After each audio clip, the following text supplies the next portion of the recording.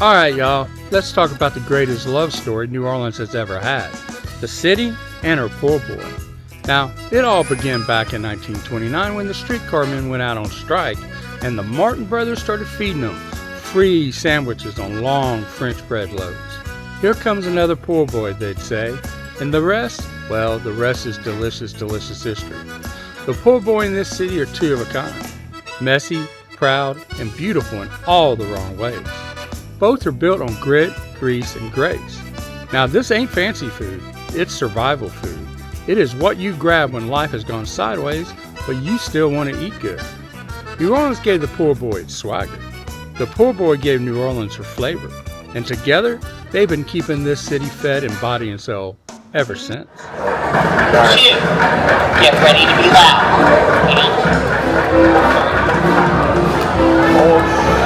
8. We're talking about the French Quarter's gift to the hungry, the broke, and the blessed. Down here, the poor boy ain't just lunch. It's a full-body prayer wrapped in French bread. You can smell it before you see it, somewhere between the sound of a trumpet and the hiss of a friar. And you just know you're about to get right with the world again. See, the poor boy was born across town during hard times, but it found its soul right here in the French Quarter. This neighborhood has a way of taking in strays. Musicians, dreamers, sinners, and sandwiches alike. Polish them enough just to make them shine under the gas lamps. It's a match made in heaven, a messy, beautiful meal for a messy, beautiful city. Now, don't let nobody tell you a poor boy's fancy. It ain't. It's built for survival. Cheap, fast, and heavy enough to hold off a hangover or a heartbreak, whichever comes first. The bread's from Leidenheimer, crusty on the outside, soft as Sunday forgiveness inside, and stuffed with whatever the friar blesses you with that day. Shrimp, catfish, roast beef, or oysters big enough to startle a preacher. We eat it with both hands and zero dignity. That gravy will run down your arm like a second baptism. And that hot sauce will make you confess things you hadn't planned on telling nobody. I ran out of gas. I had a flat tire. I didn't have enough money for cab fare. My tux didn't come back from the cleaners. An old friend came in from out of town. Someone stole my car. There was an earthquake. A terrible flood. Locust. It wasn't my fault, I swear to God! Down here, we don't judge a man by his clothes, just by how he handles a poor boy without losing half of it on the floor. And Lord, the quarter runs on him. By day, it's line cooks, bartenders, and tour guides wolfing down poor boys between shifts. By night, it's street musicians, night owls, and tourists discovering that love at first bite is a real thing. You can't walk 2 blocks without catching a whiff of grease and glory. It's the unofficial perfume of New Orleans, y'all. The beauty of it all is how democratic it is. In this city, a man in a linen suit and a fella covered in powdered sugar from Café de Monde can sit side by side at a counter, both too busy eating to care who's who. The poor boy don't care about your wallet, just your appetite and your attitude. Folks here argue about poor boys the way other people argue about politics or football. Whose shrimp is crispier? Whose roast beef drips best? Whether dress means pickles or just lettuce and tomatoes. These are holy debates, fought with napkins instead of fists, and everybody walks away full and happy anyway. In the French Quarter, food isn't just eaten, it's lived. The poor boy is fuel for the brass bands, comfort for the bartenders, and therapy for the heartbroken. It's how we celebrate, how we recover, and how we keep going when the city is too much and too beautiful all at once.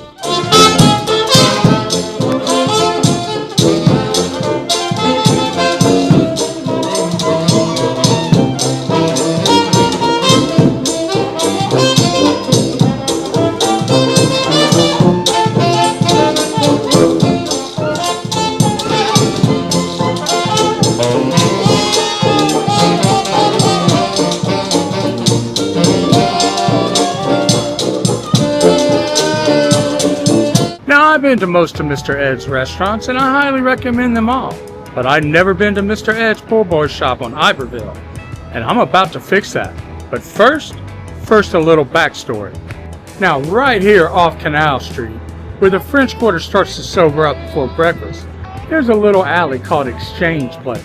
Most folks walk right past it, thinking it's just a fancy sidewalk between two brick walls. But if you stop for a second, you'll see a tall old building sitting proud on the corner at 620 Iberville Street, looking like it's been holding its breath since Andrew Jackson was still a household name.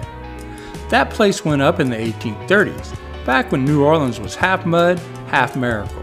It's one of those stout 3-story brick jobs with big old wooden shutters and iron balconies that could hold a brass band if you let them. Merchants built it tough because they had to. This was back when commerce meant hauling sacks of cotton, barrels of rum, and just about anything else a man could sell without asking too many questions. And buddy, that building has seen it all. Grocers, printers, clerks, barkeeps, you name it. These days it's home to Mr. Ed's Poor Boys and Drinks, which feels about right. You can still hear the echoes of business being done in there. Only now, it's over shrimp and roast beef instead of ledgers and contracts. Now, the alley that hugs its side wasn't always so polite. They called it Exchange Alley back in the day, carved out around 1831 to connect the old French streets through the new American money over on Canal. It was a shortcut between refinement and racket. Every broker, every bookkeeper, every blowhard in town came stomping through here at some point, talking loud and smelling like cigars, ink, and ambition. You had law offices and coffee houses stacked shoulder to shoulder, the kind of place where a man could get a deal, a drink, and probably a black eye before lunchtime. It was New Orleans commerce boiled down to one narrow strip of bricks, half business, half circus, all heat. And if the business crowd didn't keep the place lively enough, the fencing masters sure did. See, back then New Orleans was a dueling town. Folks took offense like it was a competitive sport. So a few French swordmasters set up shop right here in Exchange Alley to teach young Creole hotshots how to not get poked through the ribs. You can just picture it. Upstairs rooms with open windows, lamplight spilling out, steel clashing, men in vests sweating through their collars while the instructors yelled "en garde" from behind their mustaches. And somewhere down below, a bartender yelling the same thing to a customer trying to skip his tab. Most of those boys probably went on to fight their affairs of honor under the dueling oaks in City Park. But I'd like to think a few stuck to drinking and bragging about how dangerous they were. Nowadays, Exchange Place has mellowed out, the ledgers are gone, the swords are rusty, and the only thing folks are fighting over is who gets the last bite of oyster poor boy. But if you stand under the balcony at 620 Iberville, you can still feel that old hum. The sound of New Orleans doing what it has always done best, mixing a little business with a whole lot of personality.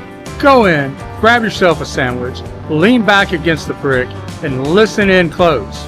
You just may hear the ghosts of the alley arguing about interest rates, bragging about swordplay, or ordering another round, because some stories in this town never really die.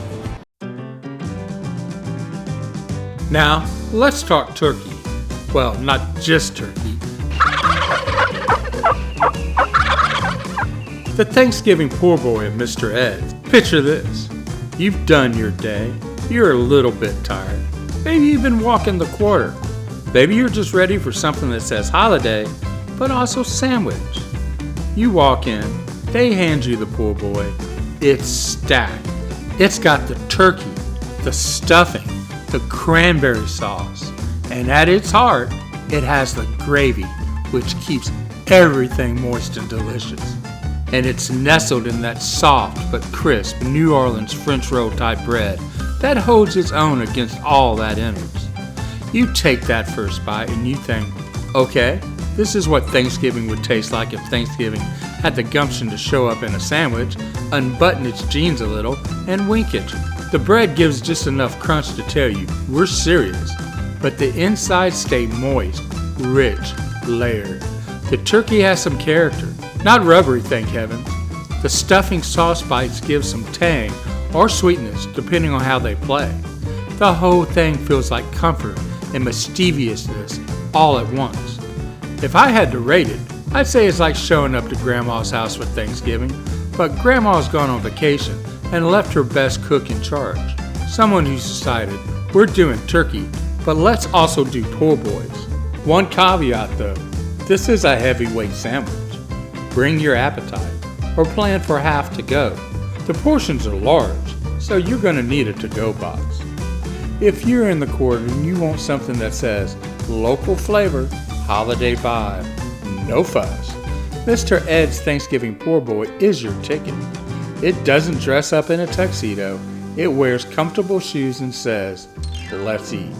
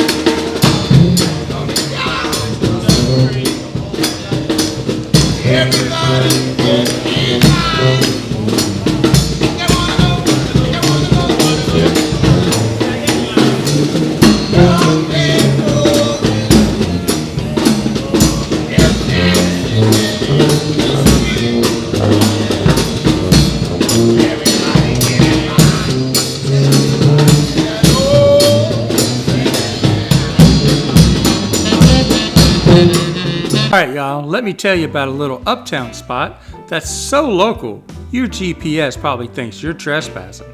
It's called Adams Street Grocery and Deli, sitting right there at 1309 Adams Street, right in the middle of a quiet New Orleans neighborhood where the live oaks lean in like they're listening to gossip. From the street, it don't look like much, just a corner grocery with an old sign and a screen door that squeaks like it's got something to hide. But step inside, and you'll find yourself in what I like to call the Church of the Blessed Poor Boy. Have you seen the light? Yes! Yes!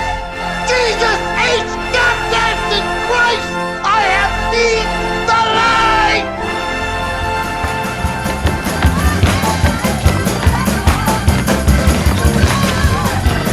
light! Now, this ain't one of those tourist traps with fancy napkins or menu written in cursive.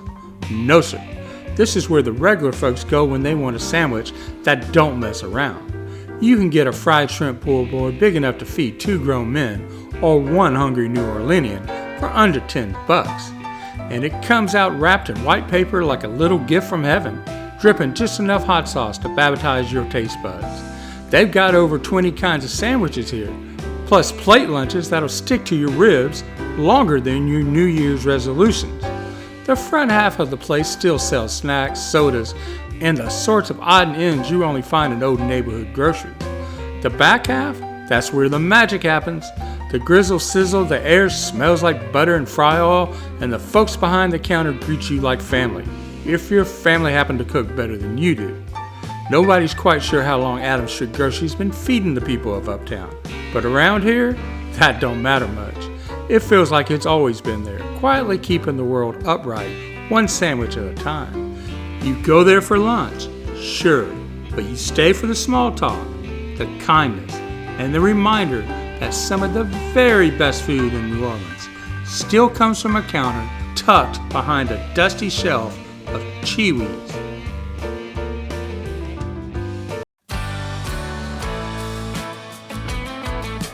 Alright now, let me paint the picture for you. Adams Street Grocery and Deli doesn't have tables, chairs, or even a spot to lean your elbow. It's a carry-out only, which means if you want to sit down with your poor boy, you better get creative. Lucky for me, there's no better dining room in all of Uptown than Audubon Park, just a hop, skip, and a hungry belly away.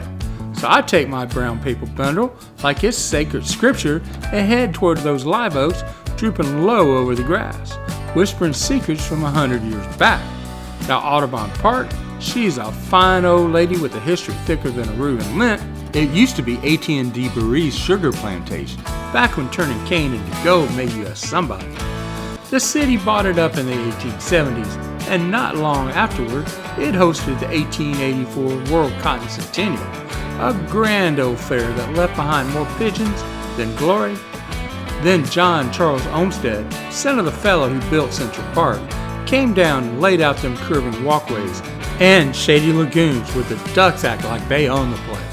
These days, it's full of joggers, strollers, and tourists trying to figure out which way the river is, while the squirrels stare them down like they owe them rent. So there I am, sitting under a big old oak that's seen more picnics than a churchyard, unwrapping my treasure from Adams Street Grocery. A ham and cheese poor boy that smells like pure happiness. Now, this ain't no frou-frou sandwich with shrimp tails or sauce meant to impress a camera. No sir, this here's a blue-collar beauty. Ham stacked high, cheese melted just enough to flirt, and that bread, crunchy on the outside, soft as forgiveness on the inside. You take one bite, and suddenly the world slows down. Ducks quack, the breeze hums through the trees, and for one glorious moment, everything is just right. That's the magic of it, y'all. Adams Street makes the kind of poor boys that don't need fame or fanfare. Just a hungry soul, a shady spot in Audubon Park, and a few quiet minutes to remember why New Orleans always tastes like home. At least, you know, to me.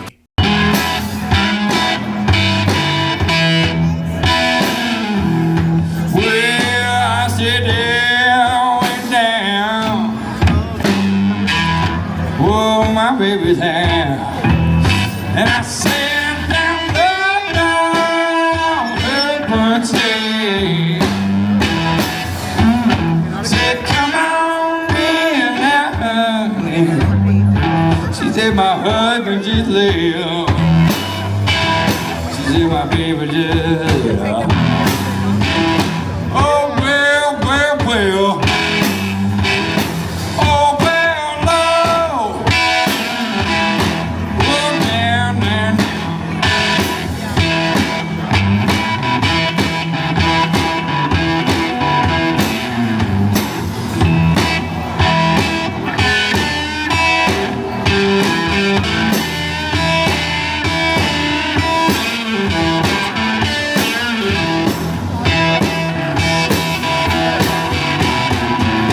Alright y'all, if you've ever been into a poor boy so good it made you forget your name, this one's for you. Shrimp, oyster, roast beef, catfish, hot sausage, dressed or undressed, dripping gravy or fried to perfection. From the quarter to Manchac, everybody has their favorite and swears theirs is the best. I ain't here to settle it, I'm just here to hear your side of the story. So sound off in the comments. Is it Parkway Bakery with their roast beef that'll ruin your shirt? Is it Adams Street Grocery with that Don Fong bread?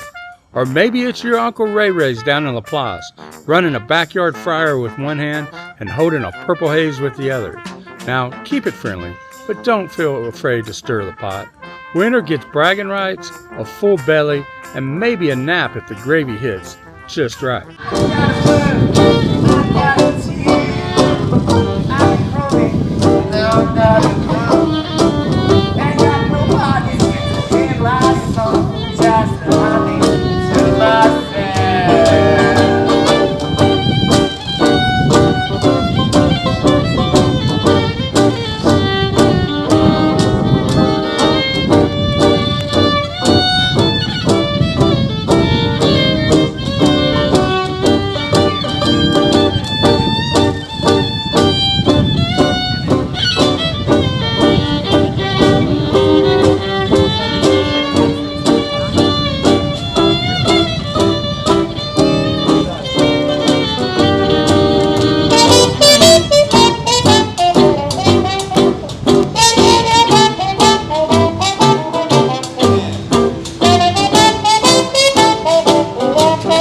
Alright y'all, let me tell you about Seither seafood out in the Harahan, because it's the kind of story where the Gulf breeze whispers secrets and the steam off a shrimp boil can make you rethink your life choices.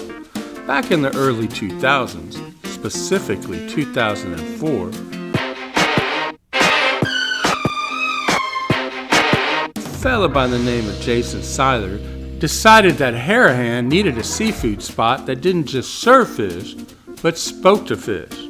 The spot he chose was tucked into a no-fuss strip of suburban Americana where the crab traps outweighed the designer boutiques. Jason had cut his teeth working cars and pouring drinks, and when he opened Seither's, he brought that grit, hustle, and an attitude that says, I'm gonna feed you well, and you're gonna like it. The building might have looked like it had already had 3 lives before it became Seither's. Little tables, paper towel rolls instead of napkins, and a decor that says, we're not trying too hard, and neither should you. Picture a parking lot layered in oyster shells, that cast iron aroma of boiled seafood piled high on trays, and a sign that practically smirks at you saying, come hungry, leave happy. Now, they just don't serve you everyday boiled shrimp. Nope, they turned it up a notch. Crawfish that won awards, poor boys that made locals high-five their own taste buds, and blackened fish so bold you'd swear the Gulf itself whispered the spice blend. Today, Seither's isn't just a meal, it's an experience. There's live local music, the beer's cold, the seafood's hot, and the feel is less pretentious dining and more, we're glad you found us, now dig in. You'll find outdoor tables, folks sharing boils, laughter mixing with spice. Where some restaurants rise and fall like a tide, Seither's anchored itself into the local lore. It's the kind of place where you roll in with muddy boots, metaphorically or not, order something messy, wipe your hands on the paper towels, and feel like you're part of something real, not just a transaction. Now, Seither's rock and roll pool boy ain't your peepaw's pool boy. This bad boy's got attitude. Now, it starts off innocently enough, as most things do, with a heap of fried shrimp fresh out of the Gulf, crispy and golden, like they just graduated summa cum laude from the school of deep frying. But then Jason Seither and his crew cranked the volume up to 11. One louder. Why don't you just make 10 louder and make 10 be the top number and make that a little louder? These go to 11. They slap on a bed of spring mix because even rock stars need their greens, and then slide in thick slices of avocado smoother than a sax solo on a humid night. Next comes the tomato, just enough to pretend you're making a healthy decision. Before that spicy mayo and Asian sauce comes crashing in like a drum solo at the dewdrop end. And just when your taste buds think they've got the rhythm figured out, here comes the sriracha, screaming from the back of the stage like a lead guitarist who's had too much Abita.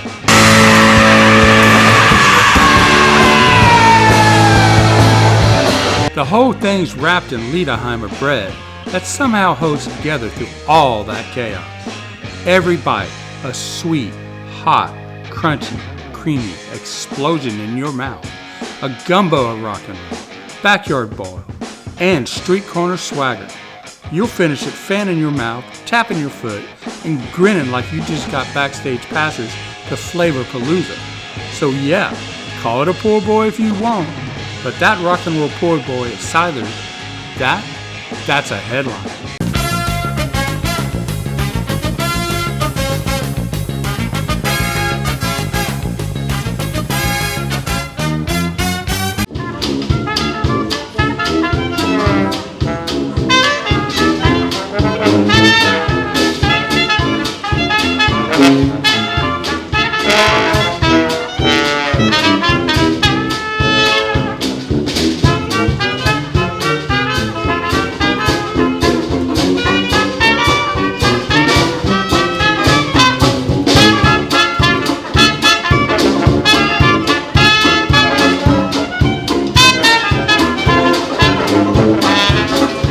Alright y'all, let's talk about Middendorf and Manchac, a spot so legendary it might as well come with its own chapter in Louisiana history.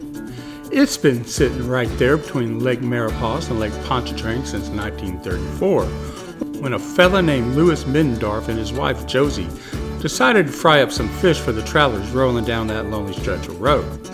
Folks say Josie's the real genius. She's the one who figured out how to slice catfish so thin It crunches like a fresh dollar bill.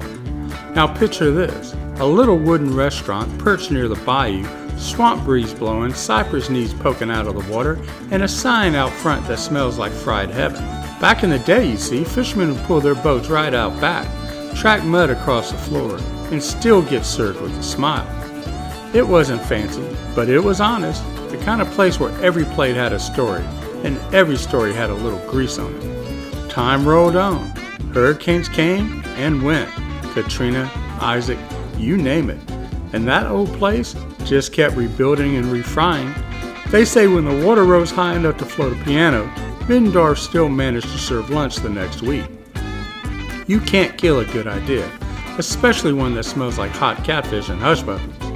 Fast forward to today, and Middendorf's still humming like a Friday night Zydeco band. They open Wednesday through Sunday, 10:30 to 9, and you best believe it's first come, first serve. None of that fancy reservation nonsense. If you want a table, you earn it by standing in line and breathing in that fried air perfume. They'll set you up with a world-famous thin catfish and a hunk of French bread to soak up the flavors. So next time you're driving down I-55, somewhere around exit 15, and your stomach starts talking louder than your GPS, pull over. You'll find a place where time slows down, grease glistens like gold, and the ghosts of fishermen nod their approval from the dock. That's Middendorf's, baby. A cathedral of catfish, a survivor of storms, and proof that Louisiana's heart beats best when it's coated in cornmeal and fried to perfection. A trip to Middendorf's isn't just supper. It's a whole event that'll make you loosen your belt. They start you off right with a little loaf of warm French bread. Crusty, golden, and so fresh, it still has that whisper of the oven on it. You tear into it like a sinner at a Baptist potluck, butter melting faster than your willpower. It's simple, sure, but that's the magic of it, like a prelude before the band really kicks off. Hey, mama said the way you move don't make you sweat, don't make you groove. Then here comes the main act, that shrimp and crab gumbo. And Lord have mercy, it rolls up to the table looking like a pot of Louisiana sunshine. Dark Cajun roux, so rich and smoky, you could practically smell the bayou in it. Look how dark that roux is. That's a real roux. It's Cajun roux.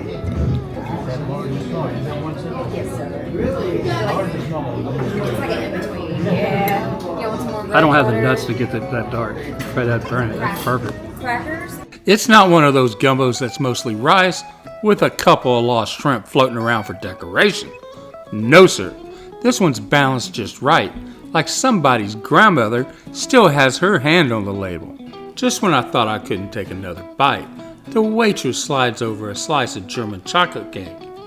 That cake's moist, sweet, and crowned with that coconut pecan frosting that'll make you forget your own name for a while.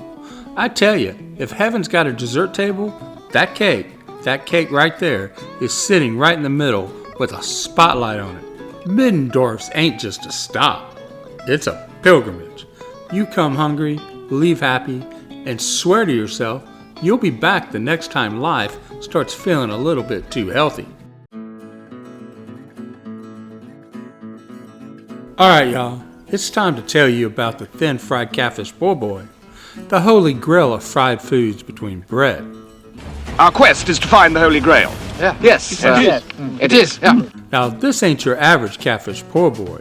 No sir. This thing's a masterpiece in grease and glory. They take those fillets and slice them thinner than a politician's promise, then fry them up till they're golden, crispy, and humming with that sound of salvation when you bite in. It doesn't crunch, it sings. Every little flake breaks off like angel danger, floating down onto your shirt to remind you that good eating always leaves evidence. They don't go getting fancy with it either. None of that artesian lettuce nonsense or designer aioli. Just a good old Liederheimen loaf, a swipe of mayo, and a heap of fish so thin you could lose one to a stiff breeze. And bless that bread, crusty enough to hold the line, soft enough to soak up every whiff of that fried perfume. You take a bite, and the whole world goes quiet. The catfish practically melts, The bread gives just enough, and for one beautiful moment, you forget about your taxes, your ex, and that your cousin borrowed your pickup truck. Somewhere off in the distance, a pelican's probably nodding its approval. And by the time you're licking your fingers, you're wondering whether it's legal to marry a poor boy in Tehangipo Parish. Folks at the next table look at you like they understand, because they do. Everybody in this place has had that same revelation. Middendorf's thin fried catfish poor boy ain't just lunch. It's a spiritual experience served with fries. So go ahead, order one, and don't even pretend you're sharing. That's not gluttony, my friend. That's just good Southern judgment. Alright now, if you're sitting in the French Quarter and thinking you might just wander out for a bite of fried catfish, Middendorf's in Manchac is calling your name, though she will make you work for it. It's about 45 miles northwest of the French Quarter, and it'll take you about 50 minutes to an hour. Maybe longer if traffic gets moody around La Place. But trust me, by the time you see that Middendorf sign, you'll be ready to kiss whoever invented thin fried catfish. Now, if that's not enough temptation to haul yourself out of New Orleans, let me sweeten the deal with a little something called Cajun Pride Swamp Tour. These folks just don't show you the swamp, they introduce it to you, like it's their family. You board a flat-bottom boat and drift through the guts of the Manchac Swamp, their very own private wildlife refuge, where the only thing louder than the frogs is the laughter of the captain telling stories so Cajun you can practically taste the gumbo in his words. This right here is little Jimmy. Look, he's trying to wave to you. Go ahead. You like to wave at you, like to steal the attention. What's going on, bro? Come on, open that mouth. Open that mouth. There you go. Look at that. Don't let you fool. That's good enough to place your finger there right there. Put your finger in there. Yeah, go ahead. All right. So, little Jimmy is whenever going to be about a year old. He's just a baby right here. All right. Whenever little Jimmy gets to be about 4 foot long, he's going to go back into the wild. But in the meantime, I gotta raise little Jimmy to be a man. So I like to feed him crawfish, the minnows, the perch, and chicken every single night. You see that big belly you got on him right there? Oh yeah, absolutely. There's no air conditioning here. So besides that, the reason I like to keep him on a natural good diet like that, because whenever I release him back into the wild, he's not just looking for the things that's not out there. He's not looking for sonic rallies. He's looking for the good stuff. He's looking for windage. Really good stuff right there. All right. So besides that, would you like to hold this little guy? What? These guides are born and bred bayou folk. They'll point out the gators lounging like lazy kings, raccoons strutting along the banks, wild hogs, well, being wild hogs, and moss-draped cypress trees older than your grandpa's best lies. And because Cajun Pride runs on private land, you won't be fighting with 10 other boats trying to get a glimpse of the same alligator.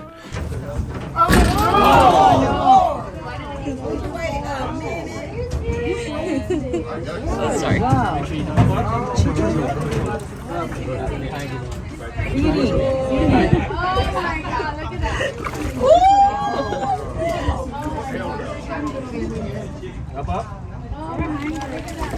It's just you, the swamp, and the sound of the motor humming like a mosquito the size of a Buick. Tours run about an hour and a half, with boats heading out around 9:30, noon, and mid-afternoon, and sometimes one more in the evening when the light turns gold and the swamp gets all mysterious. The dock's at Fernier Road in La Place, easy to find if you can spell Fernier, which I admit I still can't half the time. A few words of advice before you go. Bring some bug spray unless you want to be the buffet. And don't wait till the last minute to book. These boats fill up faster than a crawfish ball at the Knights of Columbus. Oh, and yeah, they do ask that you keep your shirt and shoes on. Apparently they had to say it enough times to make it an official rule. Spring and fall are the best times, the weather's fine, the bugs are polite, and the gators are social. Families love it. Kids lose their mind when the captain lifts a gator out of the water, and nature lovers can sit there in the quiet and just feel the heartbeat of Louisiana in every ripple. So if you're heading to Manchac for catfish and adventure, make a day of it. Lunch at Middendorf's, then take a Cajun Pride Swamp Tour to wash it all down with a little wild Louisiana soul. By the time you head back to New Orleans, you'll be full, happy, and swearing you heard the swamp whispering your name. If you've been enjoying this video and want to help us keep exploring the Gulf Coast, consider joining Gulf Coastal Connections as a channel member. You get exclusive perks like our members-only podcast, custom emojis, and badges that show your support for this community. Just hit that join button below to check it out. It really helps us keep the stories rolling. And while you're at it, don't forget to subscribe if you haven't already. It's free, it only takes a second, and it makes a world of difference. Hitting that little red button and the bell beside it means you'll never miss our latest adventures, ghost stories, and our Gulf Coastal history deep dives. And of course, smash that little button if you've had a good time. It helps more folks find these videos and keeps our little Gulf Coastal family growing. Most of all, drop a comment and join the conversation. Always meant this to be a two-way street, because if it's just me talking, well, that's not a conversation, that's a monologue. So tell me what you think, share your stories, and let's keep this thing going together. And from the bottom of my heart, thank you for your support.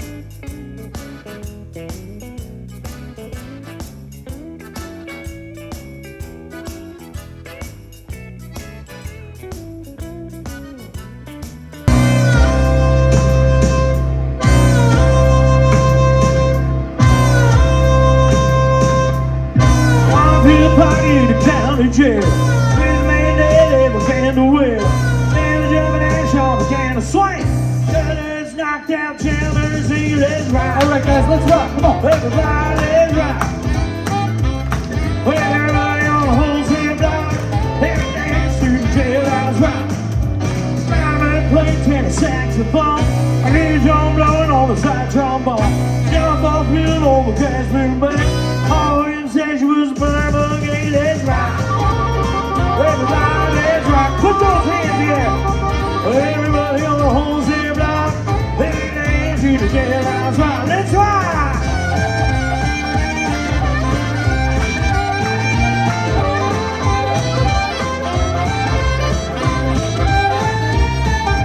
My horses in the number 3. Got a key jammer to every seat. Call me loud with the common name. I'm near the jailhouse rock. Let's rock. Everybody, let's rock. Well, everybody on the wholesale block, they dance to the jailhouse rock. That's how I'm sitting on a block of stone. They already come even all day long. Well, I say, buddy, don't you be no square. Can't money pop, use a wooden chair. Let's rock. Everybody, let's rock. Put your hands together. Well,